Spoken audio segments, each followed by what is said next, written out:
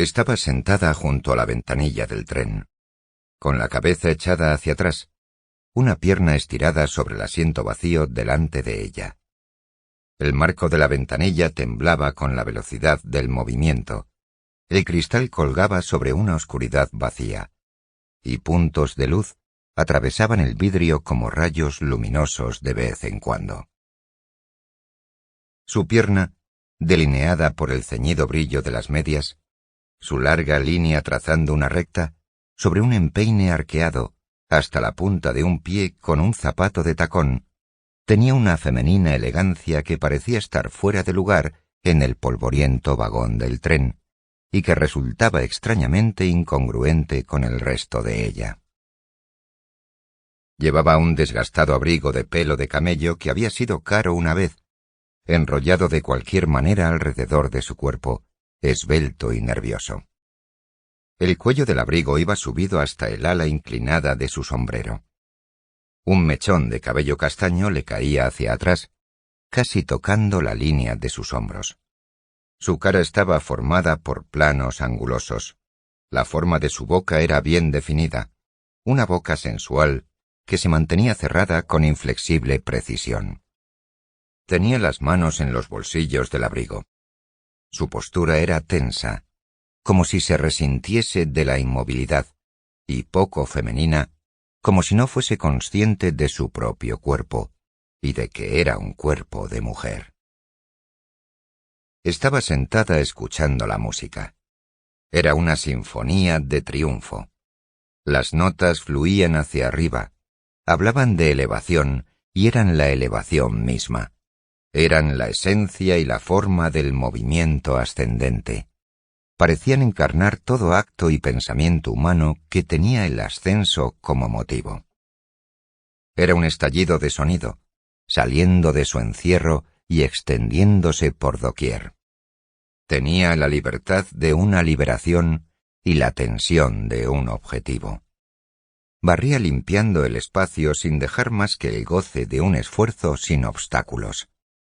Solo un débil eco dentro de los sonidos hablaba de aquello de lo cual la música había escapado, pero hablaba con risueño asombro ante el descubrimiento de que no existía fealdad ni dolor, y que nunca había tenido que existir. Era el canto de una inmensa liberación. Pensó, por unos instantes, mientras esto dure, está bien rendirse por completo, olvidarlo todo y simplemente permitirte a ti mismo sentir. Pensó, déjate ir, suelta las riendas, eso es. En algún lugar al borde de su mente, bajo la música, oyó el sonido de ruedas de tren. Golpeteaban a un ritmo constante, cada cuarto golpe acentuado, como insistiendo en un objetivo consciente. Podía relajarse, porque oía las ruedas. Escuchó la sinfonía pensando. Es por esto por lo que las ruedas han de seguir funcionando. Y esto es hacia dónde van. Nunca había oído aquella sinfonía antes, pero sabía que había sido compuesta por Richard Halley. Ella reconocía la violencia y la magnífica intensidad. Reconocía el estilo del tema. Era una melodía clara y compleja, en una época en la que ya nadie componía melodías.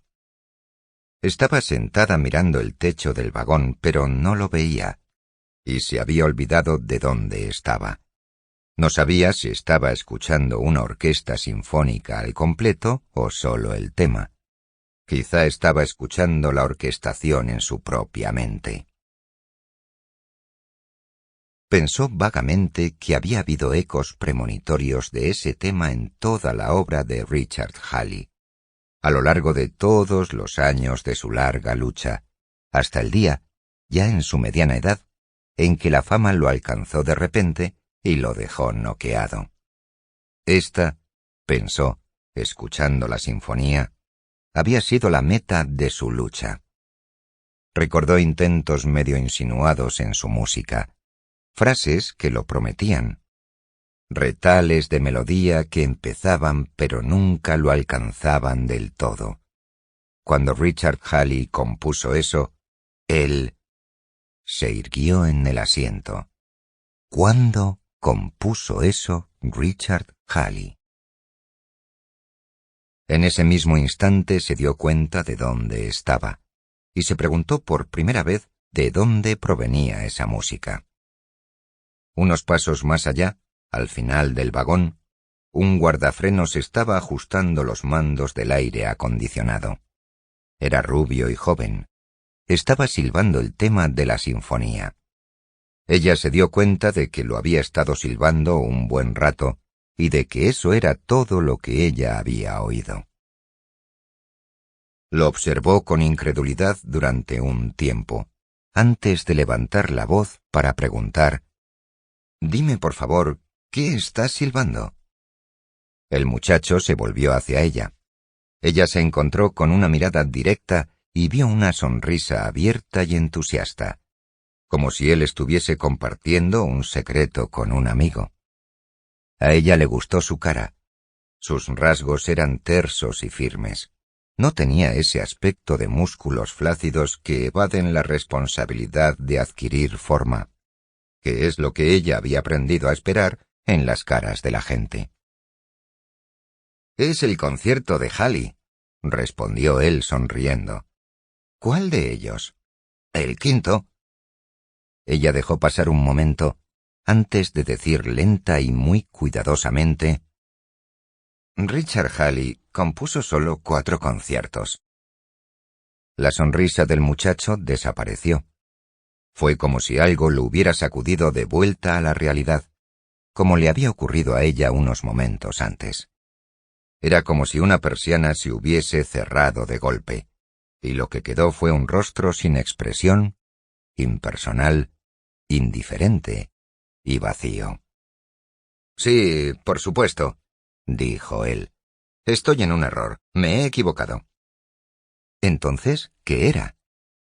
«Algo que oí en algún sitio». «¿El qué?» «No sé». «¿Dónde lo oíste?» «No me acuerdo». Ella hizo una pausa impotente. Él estaba dándole la espalda a ella, sin más interés.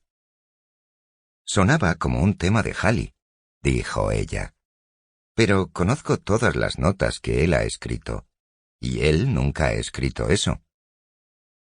Seguía sin haber expresión, solo una leve mirada de atención en la cara del muchacho, mientras se volvía de nuevo hacia ella y le preguntaba: «¿Le gusta la música de Richard Halley?» «Sí», dijo ella, «me gusta mucho». Él la miró durante un instante como dudando, y después se dio la vuelta. Ella observó la experta eficiencia de sus movimientos mientras continuaba trabajando. Trabajaba en silencio. Ella no había dormido durante 2 noches, pero no podía permitirse dormir.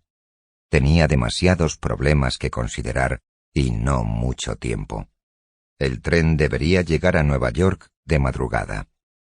Ella necesitaba tiempo, aunque deseaba que el tren fuese más deprisa, pero era el Taggart Comet, el tren más rápido del país.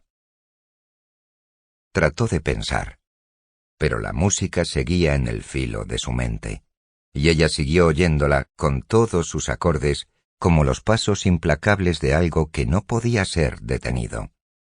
Sacudió la cabeza, enfadada, se quitó el sombrero de golpe y encendió un cigarrillo. No iba a dormir, pensó. Podía aguantar hasta la noche del día siguiente. Las ruedas del tren chasqueaban en marcado ritmo. Estaba tan acostumbrada a ellas que no las oía conscientemente, pero ese sonido se convirtió en una sensación de paz en su interior. Cuando apagó el cigarrillo, ella sabía que necesitaría otro, pero pensó que se daría un minuto, solo unos minutos, antes de encenderlo. Se había quedado dormida, y se despertó con una sacudida sabiendo que algo iba mal, antes de saber qué era. Las ruedas habían parado. El vagón estaba callado y sombrío bajo el brillo azulado de las lámparas nocturnas. Echó un vistazo a su reloj. No había motivo para parar. Miró por la ventanilla.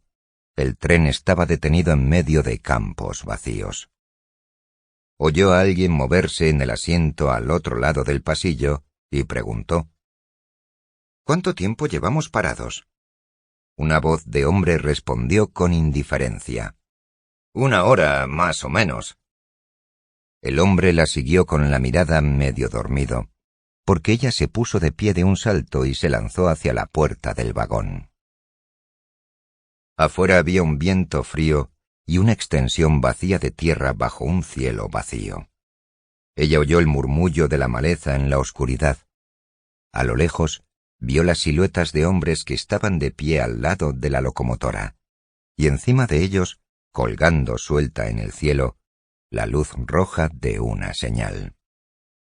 Fue andando rápidamente hacia ellos, pasando la inmóvil línea de ruedas. Nadie le prestó atención cuando se acercó. La tripulación del tren y unos cuantos pasajeros estaban apiñados bajo la luz roja. Habían dejado de hablar. Parecían estar esperando con plácida indiferencia. —¿Qué pasa? —preguntó. El ingeniero se volvió atónito. Su pregunta había sonado como una orden, no como la curiosidad de un pasajero lego. Ella estaba de pie con las manos en los bolsillos y el cuello del abrigo azulado, con el viento azotando los mechones de su cabello sobre su rostro. —Luz roja, señorita —dijo él señalando hacia arriba con el pulgar. —¿Cuánto tiempo lleva encendida? 1 hora. Estamos fuera del trazado principal, ¿verdad?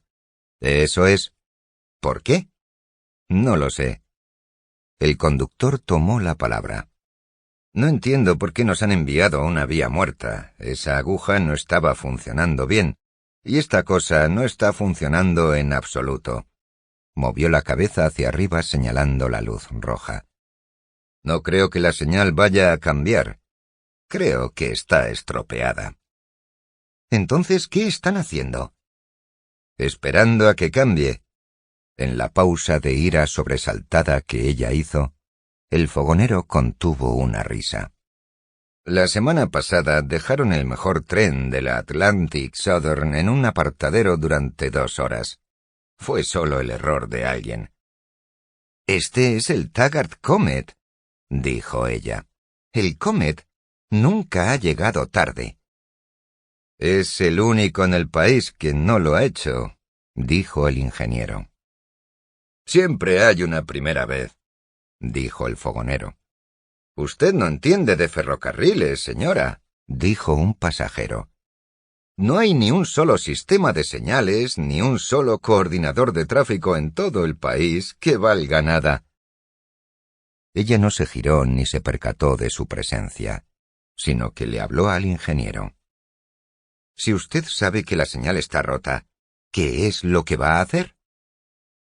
A él no le gustó su tono autoritario, y no pudo entender por qué ella lo asumía con tal naturalidad. Parecía una adolescente. Solo su boca y sus ojos revelaban que era una mujer de más de 30 años.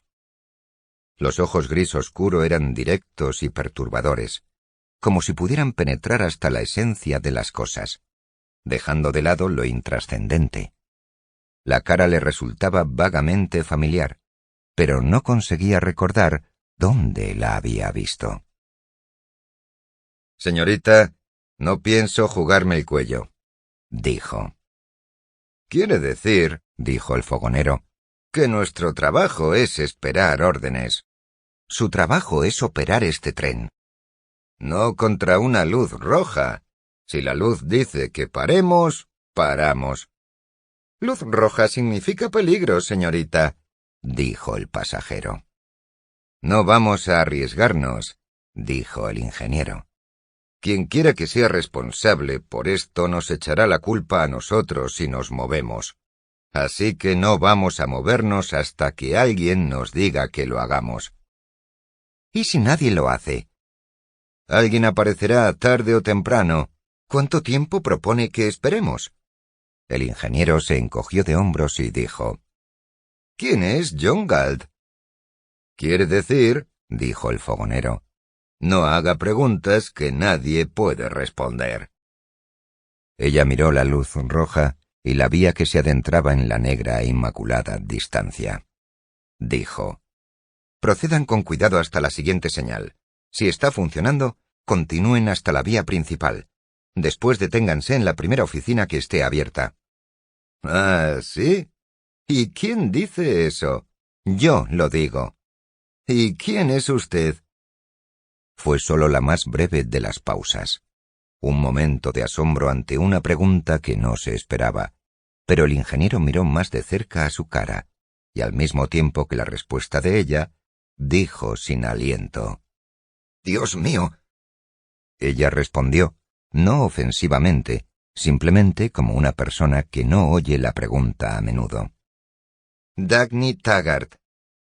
«Bueno, no me…», dijo el fogonero, y entonces todos se quedaron callados. Ella continuó, en el mismo tono de autoridad no forzada: «Proceda hasta la vía principal y retenga el tren en la primera oficina abierta. Yo me ocuparé a partir de ahí». «Sí, señorita Taggart». «Tendrá que recuperar tiempo. Tiene lo que queda de esta noche para hacerlo. Haga que el Comet llegue a su hora». «Sí, señorita Taggart». Ella se estaba dando la vuelta para irse, cuando el ingeniero preguntó: «Si hay algún problema, ¿asume usted la responsabilidad, señorita Taggart?» «La asumo». El conductor la siguió mientras ella regresaba a su vagón. Estaba diciendo, desconcertado: «¿Pero un simple asiento en clase turistas, señorita Taggart? ¿Pero cómo es eso? ¿Pero por qué no nos lo dijo?» Ella sonrió sin darle importancia. «No tuve tiempo para formalidades», dijo Dagny. «Mandé enganchar mi vagón al tren número 22 que sale de Chicago, pero me bajé en Cleveland, y como el número 22 iba con retraso, dejé que se fuese mi vagón. El Comet vino a continuación y lo cogí. Ya no había sitio en el coche-cama». El conductor sacudió la cabeza. «¿Su hermano? Él no habría viajado en clase turista». Ella se rió. No lo habría hecho». Los hombres que estaban cerca de la locomotora la miraron mientras se marchaba. El joven guardafrenos estaba entre ellos. «¿Quién es esa?», preguntó él señalándola. «Esa es quien dirige Taggart Transcontinental», dijo el ingeniero. El respeto en su voz era auténtico. «Es la vicepresidente a cargo de operaciones». Cuando el tren arrancó con un tirón, con el estallido de su silbato ahogándose sobre los campos, ella estaba sentada junto a la ventanilla, encendiendo otro cigarrillo. Pensó: «Se está cayendo a pedazos, pero por todo el país. Te lo puedes esperar en cualquier parte, en cualquier momento». Pero no sintió enfado ni ansiedad. No tenía tiempo para sentir. Esa sería solo una incidencia más a ser resuelta junto con las otras. Sabía que el superintendente de la división de Ohio era un incompetente, y que era amigo de James Taggart. Ella no había insistido en echarlo ya hacía tiempo, solo porque no tenía a nadie mejor que poner en su puesto. Hombres buenos eran extrañamente difíciles de encontrar. Pero tenía que librarse de él, pensó, y le daría su puesto a Owen Kellogg, el joven ingeniero que estaba haciendo un trabajo brillante como asistente del administrador de la Terminal Taggart en Nueva York. Era Owen Kellogg quien dirigía la terminal. Ella había observado su trabajo durante un tiempo. Siempre había buscado chispazos de talento, como un buscador de diamantes en un páramo poco prometedor. Kellogg era aún demasiado joven para ser nombrado superintendente de división. Ella había querido darle otro año, pero no había tiempo que perder. Tendría que hablar con él en cuanto regresase. La franja de tierra, vagamente visible por la ventanilla, se movía más deprisa ahora, fundiéndose en una corriente gris. Entre las secas frases llenas de cálculos en su mente, se dio cuenta de que sí que tenía tiempo para sentir algo. Era el intenso y estimulante placer de la acción. Con la primera silbante brisa de aire, mientras el Comet se zambullía en los túneles de la Terminal Taggart bajo la ciudad de Nueva York, Dagny Taggart se irguió en su asiento. Siempre tenía esa sensación cuando el tren se hundía bajo tierra, una sensación de impaciencia, de esperanza y de secreto entusiasmo. Era como si la existencia normal fuese una foto de formas amorfas en colores mal impresos, y en cambio eso fuese un boceto hecho con unos cuantos trazos nítidos que hacían que las cosas parecieran limpias, importantes, y que fueran cosas que valía la pena hacer. Miró los túneles que fluían pasando de largo, desnudos muros de hormigón, un entramado de tuberías y cables, una red de raíles que se adentraban en agujeros negros con luces verdes y rojas que colgaban como distantes gotas de color. No había nada más, nada que lo diluyese, así que uno podía admirar el propósito desnudo y el ingenio que lo había conseguido. Pensó en el edificio Taggart, que se erguía sobre su cabeza en ese momento, apuntando directo hacia el cielo, y pensó: estas son las raíces del edificio, raíces huecas retorciéndose bajo la tierra, alimentando la ciudad. Cuando el tren paró, cuando ella bajó y oyó el hormigón del andén bajo sus tacones, se sintió ligera, elevada e impulsada a la acción. Echó a andar deprisa, como si la velocidad de sus pasos pudiera darle forma a las cosas que sentía. Tardó unos instantes en darse cuenta de que estaba silbando una pieza musical y de que era el tema del quinto concierto de Halley. Sintió que alguien la estaba mirando y se volvió. El joven guardafrenos estaba allí, observándola tensamente. Estaba sentada sobre el brazo del enorme sillón frente al escritorio de James Taggart, con el abrigo abierto echado sobre un vestido arrugado por el viaje. Eddie Willers estaba sentado al otro lado de la habitación, tomando notas de vez en cuando. Su posición era la de asistente especial al vicepresidente a cargo de operaciones, y su principal deber era ser su guardaespaldas frente a cualquier pérdida de tiempo. Ella le había pedido que estuviese presente en reuniones de esa naturaleza, porque así nunca tendría que explicar nada después. James Taggart estaba sentado en su escritorio, con la cabeza hundida entre los hombros. «La línea Río Norte es un montón de chatarra de una punta a otra», dijo ella. «Está mucho peor de lo que yo pensaba, pero vamos a salvarla». «Por supuesto», dijo James Taggart. «Parte del raíl se puede mantener, no mucho y no por mucho tiempo. Empezaremos a colocar raíles nuevos en los tramos de montaña, empezando por Colorado. Obtendremos el nuevo raíl en 2 meses. Ah, Orren Boyle dijo que va... He pedido el raíl de Reardon Steel». El sutil ruido ahogado que emitió Eddie Willers fue su deseo reprimido de vitorear. James Taggart no respondió de inmediato. «Dagny, ¿por qué no te sientas en el sillón como Dios manda?», dijo por fin. Su voz era petulante. «Nadie tiene reuniones de empresa de esa manera». «Yo sí». Ella esperó. Él preguntó con sus ojos evitando los de ella. «¿Has dicho que has hecho el pedido de raíl a Reardon?» «Ayer por la noche. Lo llamé desde Cleveland». «Pero el Consejo de Administración no lo ha autorizado». «Yo no lo he autorizado. No me has consultado». Ella se inclinó hacia adelante, levantó el auricular de un teléfono en el escritorio y se lo pasó a él. «Llama a Reardon y cancélalo», dijo. James Taggart retrocedió en su silla. Yo no he dicho eso, respondió, irritado. No he dicho eso en absoluto. Entonces sigue en pie. No he dicho eso tampoco. Ella se volvió. Eddie, haz que redacten el contrato con Rearden Steel. Jim lo firmará. Sacó un trozo arrugado de papel de notas de su bolsillo y se lo lanzó a Eddie. Ahí están los números y las condiciones. Pero el consejo no ha... empezó Taggart. El consejo no tiene nada que ver con esto. Te autorizaron a comprar los raíles hace 13 meses. Donde los compres es cosa tuya. No creo que esté bien tomar una decisión así sin darle al consejo la oportunidad de expresar una opinión. Y no veo por qué se me debería obligar a mí a asumir la responsabilidad. Yo la estoy asumiendo. ¿Y qué pasa con el gasto que...?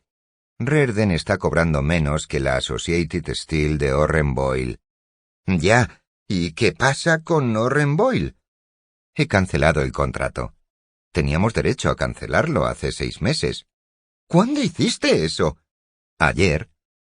Pues no me ha llamado para que yo lo confirme. No lo hará. Taggart se quedó mirando a su mesa de escritorio. Ella se preguntó por qué a él le molestaba tener que hacer negocios con Rearden, y por qué su resentimiento tenía un carácter tan raro y evasivo. Rearden Steel había sido el principal proveedor de Taggart Transcontinental durante 10 años, desde que encendieran el primer alto horno de Rearden, en los tiempos en que su padre era presidente del ferrocarril. Durante 10 años, la mayoría de sus raíles habían provenido de Rearden Steel. No había muchas empresas en el país que entregasen lo que se les pedía, cuándo y cómo se les pedía. Rearden Steel era una de ellas. Si ella estuviese loca, pensó Dagny, concluiría que su hermano odiaba tratar con Rearden porque Rearden hacía su trabajo con una eficiencia superlativa. Pero no iba a concluir eso, porque pensaba que un sentimiento así no estaba dentro de lo humanamente posible. No es justo, dijo James Taggart. ¿El qué? Que siempre le demos todos nuestros negocios a Rearden. Me parece a mí que deberíamos darle una oportunidad también a alguien más.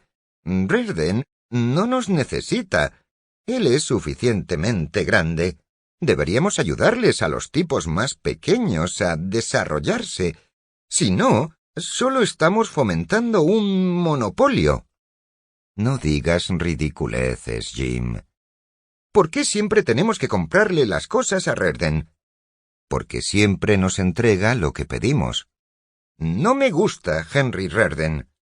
A mí sí, pero ¿qué más da eso, sea como fuere? Necesitamos raíles, y él es el único que puede dárnoslos. El factor humano es muy importante. No tienes ningún sentido del factor humano. Estamos hablando de salvar un ferrocarril, Jim. Sí, claro, pero aún así, no tienes ningún sentido del factor humano. No, no lo tengo. Si le hacemos a Rearden un pedido tan grande de raíles de acero... No serán de acero, serán de Metal Rearden. Ella siempre había evitado reacciones personales, pero se vio obligada a romper su norma cuando vio la expresión en la cara de Taggart. Rompió a reír. El Metal Rearden era una nueva aleación, producida por Rearden después de 10 años de experimento. Lo había sacado al mercado hacía poco. No había recibido ningún pedido, ni había encontrado ningún cliente. Taggart no pudo entender la transición entre la risa y el repentino tono de voz de Dagny. La voz era fría y áspera. Déjalo, Jim. Sé todo lo que vas a decir. Nadie lo ha usado antes. A nadie le parece bien el Metal Rearden. A nadie le interesa. Nadie lo quiere. A pesar de eso, nuestros raíles van a estar hechos de Metal Rearden. Pero, dijo Taggart, pero nadie lo ha usado antes. Él notó con satisfacción cómo a ella le había silenciado la ira. Le gustaba fijarse en las emociones. Eran como faroles rojos colgados a lo largo del oscuro abismo de la personalidad del otro, marcando puntos vulnerables. Pero ¿cómo alguien podía sentir una emoción personal por una aleación de metal? y lo que esa emoción indicaba era incomprensible para él, así que no pudo hacer uso de su descubrimiento. El consenso de las mejores autoridades en metalurgia, dijo, parece ser altamente escéptico sobre el metal rerden, afirmando que... Déjalo, Jim. Bueno, ¿de quién es la opinión que has seguido? Yo no pido opiniones. ¿Y con qué te guías? Juicio. Ya. ¿El juicio de quién has seguido? El mío. Pero, ¿a quién has consultado sobre esto? A nadie. Entonces, ¿qué narices sabes tú sobre el metal rerden? Que es lo mejor que ha salido jamás al mercado. ¿Por qué? Porque es más duro que el acero, más barato que el acero y durará más que cualquier otro pedazo de metal existente. Pero, ¿quién dice eso? Jim, estudié ingeniería en la universidad. Cuando veo cosas, las veo. ¿Qué has visto? La fórmula de Rerden y los ensayos que me mostró. Pues si fuera tan bueno, alguien lo habría usado y nadie lo ha hecho.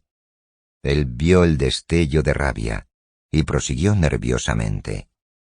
¿Cómo puedes saber que es bueno? ¿Cómo puedes estar segura? ¿Cómo puedes decidir? Alguien decide esas cosas, Jim. ¿Quién? Bueno, no veo por qué nosotros tenemos que ser los primeros. No lo veo en absoluto. ¿Quieres salvar la línea Río Norte o no? Él no respondió. Si el ferrocarril pudiera permitírselo, arrancaría cada trozo de raíl de toda la red y lo sustituiría por metal rerden.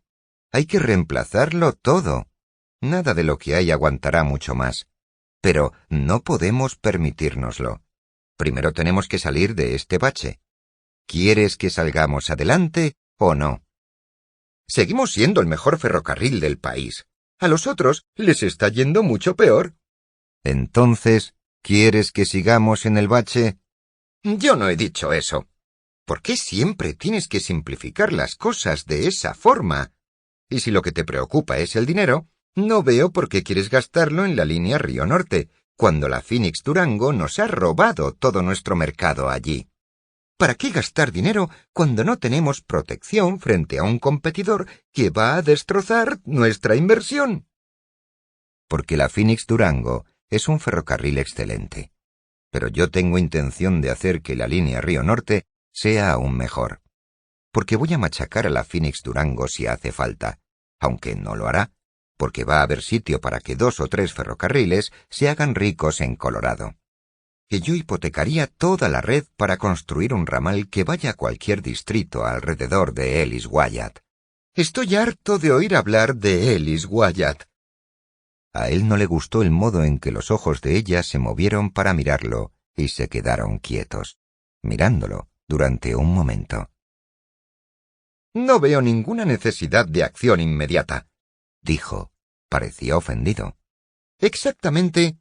¿Qué es lo que te parece tan alarmante en la situación actual de Taggart Transcontinental? Las consecuencias de tus políticas, Jim. ¿Qué políticas? Ese experimento de 13 meses con la Associated Steel para empezar. Luego, tu desastre en México. El Consejo aprobó el contrato con la Associated Steel, dijo él precipitadamente. El Consejo votó construir la línea San Sebastián. Además, no entiendo por qué lo llamas desastre. Porque el gobierno mexicano va a nacionalizar tu línea en cualquier momento. ¡Eso es mentira! Su voz casi era un chillido. Eso no son más que rumores malintencionados. Lo sé de muy buena fuente, con autoridad interna que... No muestres que estás asustado, Jim, dijo ella con desprecio. Él no respondió. No sirve de nada entrar en pánico ahora, dijo ella. Lo único que podemos hacer es intentar amortiguar el golpe. Va a ser un golpe duro. $40 millones son una pérdida de la que no nos recuperaremos fácilmente. Pero Taggart Transcontinental ha resistido muchos embates feos en el pasado. Yo me encargaré de que resista este. Me niego a considerar, rotundamente me niego a considerar la posibilidad de que la línea San Sebastián vaya a ser nacionalizada. Muy bien, no la consideres. Ella permaneció en silencio. Él dijo defensivamente: No veo por qué estás tan ansiosa por darle una oportunidad a Ellis Wyatt. Y en cambio, piensas que está mal participar en desarrollar un país necesitado que nunca ha tenido una oportunidad. Ellis Wyatt no le está pidiendo a nadie que le dé una oportunidad. Y yo no estoy en el negocio para dar oportunidades. Estoy dirigiendo un ferrocarril. Eso es ser muy corto de miras, me parece a mí. No veo por qué deberíamos ayudarle a un hombre en vez de a una nación entera. No estoy interesada en ayudar a nadie. Quiero ganar dinero. Esa es una actitud muy poco práctica. La codicia egoísta por sacar beneficios es cosa del pasado. Se ha llegado al consenso general de que los intereses de la sociedad como un todo deben siempre anteponerse a los planes de cualquier empresa que... ¿Cuánto tiempo pretendes hablar para poder evadir el asunto, Jim? ¿Qué asunto? El pedido de Metal Reardon. Él no respondió. Se quedó sentado estudiándola en silencio. El cuerpo esbelto de ella, a punto de desplomarse de cansancio, se mantenía erguido gracias a la línea recta de sus hombros, y los hombros se mantenían gracias a un consciente esfuerzo de voluntad. A poca gente le gustaba su cara. El rostro era demasiado frío, los ojos demasiado intensos.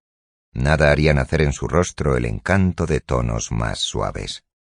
Las hermosas piernas, que se inclinaban hacia el suelo desde el brazo del sillón en el centro del campo de visión de él, lo irritaban, arruinaban el resto de su evaluación. Ella permaneció en silencio. Él se vio obligado a preguntar: ¿Decidiste hacer el pedido así, sin más, de pronto, y por teléfono? Lo decidí hace 6 meses. Estaba esperando a que Hank Reardon estuviese listo para empezar la producción. No le llames Hank Reardon. Es Pulgar.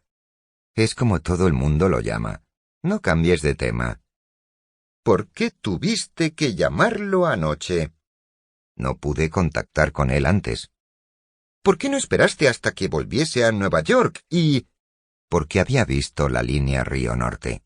Bueno, necesito tiempo para pensarlo, para plantearle el tema al consejo, consultar a los mejores... No hay tiempo. No me has dado la oportunidad de formar una opinión. Me importa un bledo tu opinión. No voy a discutir ni contigo, ni con tu consejo, ni con tus académicos. Tienes una decisión que tomar, y vas a tomarla ahora. Solo di sí o no. Eso es una forma ridícula, injusta y arbitraria de... ¿Sí o no? Ese es el problema contigo. Siempre lo llevas todo a sí o no. Las cosas nunca son tan absolutas como eso. Nada es absoluto. Los raíles de metal lo son. Que lo consigamos o no, lo es. Ella esperó. Él no respondió. ¿Y bien? Preguntó ella. ¿Asumes tú la responsabilidad por ello? La asumo. Adelante, dijo él, y añadió. Pero por tu cuenta y riesgo. No voy a cancelarlo, pero no me comprometo en cuanto a lo que les diré al consejo. Diles lo que te dé la gana. Ella se levantó para irse. Él se inclinó hacia adelante en el escritorio, reacio a terminar la entrevista y a hacerlo de forma tan tajante.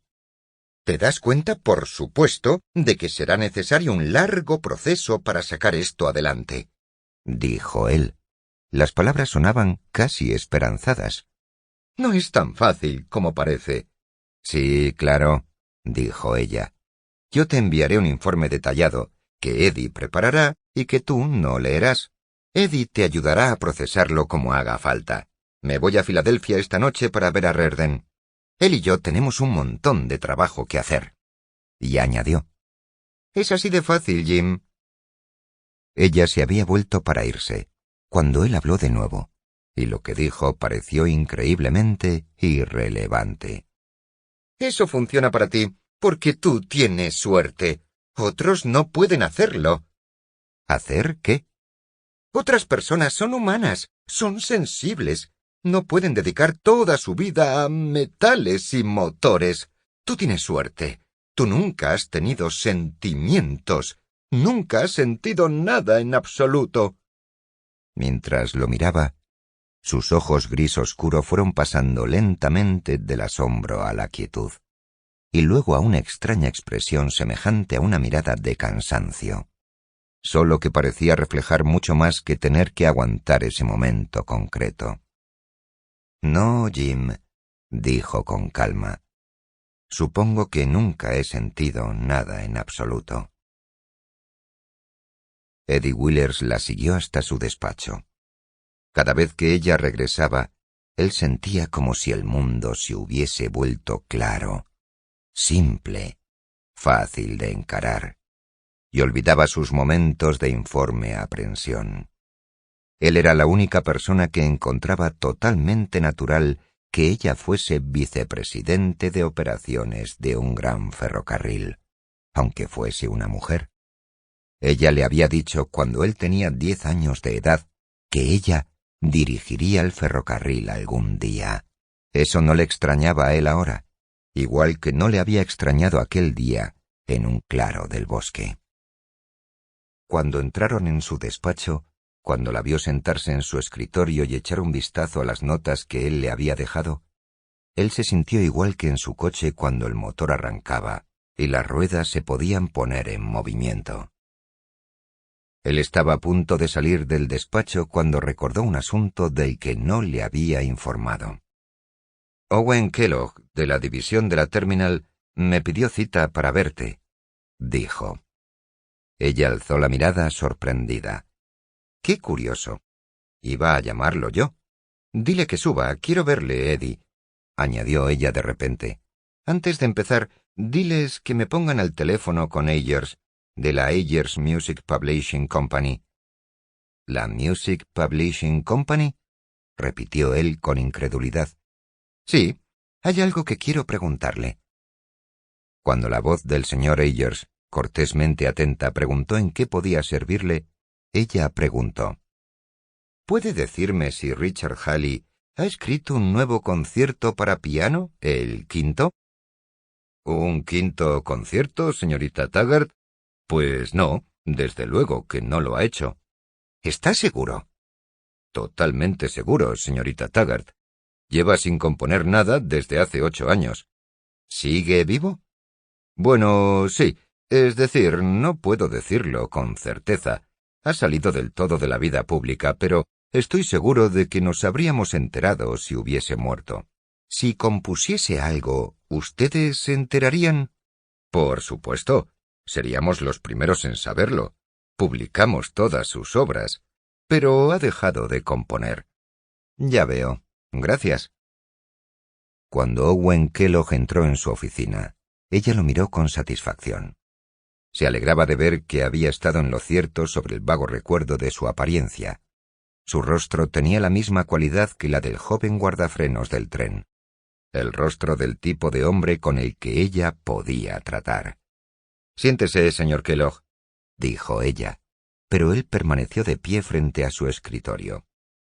«Usted me pidió una vez que le hiciera saber si algún día decidía cambiar de empleo, señorita Taggart», dijo él. «Así que he venido a decirle que me marcho». Ella había esperado cualquier cosa menos eso. Tardó un momento antes de preguntar en voz baja: «¿Por qué?» «Por un motivo personal». «¿Está usted descontento aquí?» «No». «¿Ha recibido una oferta mejor?» «No». «¿A qué ferrocarril va?» «No me voy a ningún ferrocarril, señorita Taggart». «Entonces, ¿a qué empleo se va a dedicar?» «No he decidido eso aún». Ella lo estudió detenidamente, sintiéndose ligeramente incómoda. No había ninguna hostilidad en su cara. Él la miraba directamente, respondía de forma simple y directa. Hablaba como alguien que no tiene nada que ocultar ni que mostrar. La cara era cortés y vacía. «Entonces, ¿por qué desearía usted marcharse?» «Es un asunto personal». «¿Está enfermo?» ¿Es cuestión de su salud? No. ¿Se va de la ciudad? No. ¿Ha heredado algún dinero que le permita retirarse? No. ¿Tiene intención de seguir trabajando para ganarse la vida? Sí.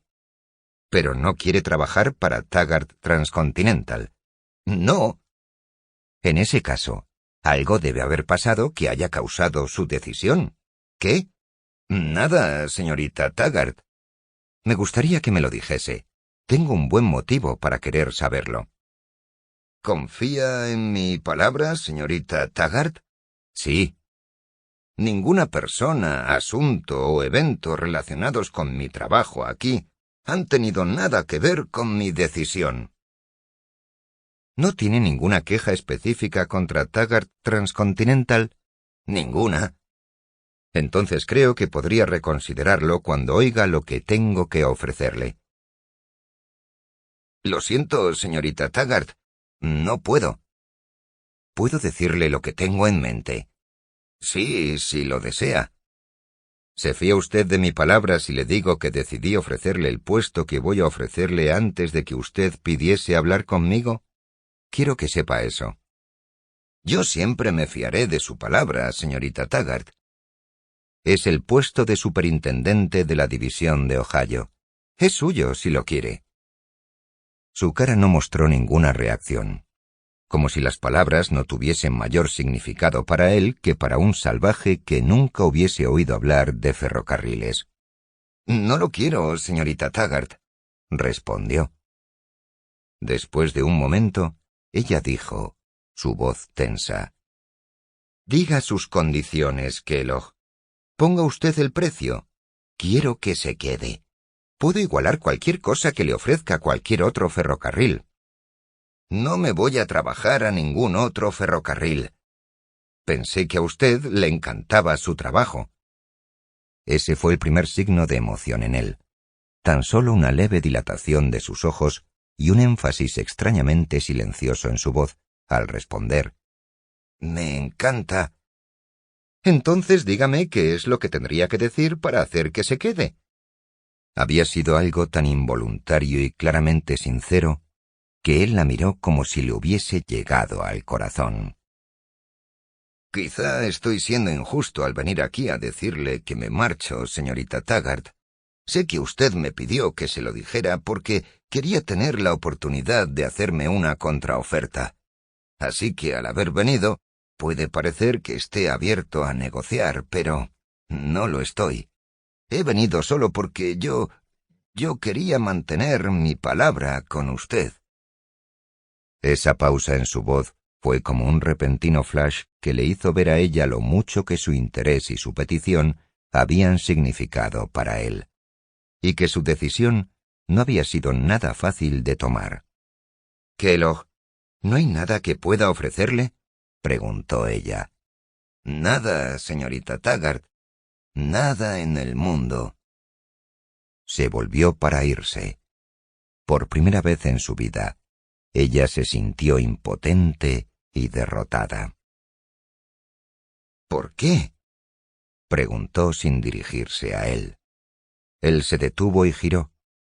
Se encogió de hombros y sonrió. Se llenó de vida durante un momento, y fue la sonrisa más extraña que ella había visto jamás. Albergaba un regocijo secreto y sufrimiento y una infinita amargura. Respondió: ¿Quién es John Galt?